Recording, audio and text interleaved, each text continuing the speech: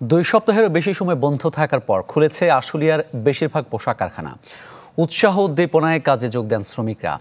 বৃষ্টি উপেক্ষা করে কারখানায় যান শ্রমিকরা, যোগ দেন উৎপাদন কাজে। তবে এদিন বন্ধ ছিল অর্ধ শতাধিক কারখানা। গাজীপুরের পোশাক কারখানায় ছিল শ্রমিকদের পদচারণে মুখর। প্রতিটি কারখানায় নিরাপত্তা দেয় আইনশৃঙ্খলা বাহিনী।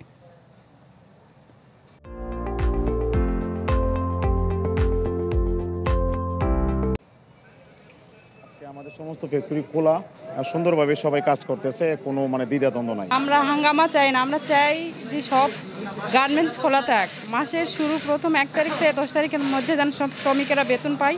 এই সময় হলো আপনার বায়াররা আপনার ডেভেলপমেন্টের জন্য, অর্ডার সাবমিশনের জন্য আসার কথা ছিল, কিন্তু আজকে তারা নাই। তো এই সিচুয়েশন যদি আপনার ইমিডিয়েটলি যদি ঠিক না করা হয়, তাহলে ডেফিনেটলি আমাদের অনেক অর্ডার কিন্তু আমাদের যারা কম্পিটিটর আছে অন্য দেশগুলা, তাদের কাছে চলে যাবে।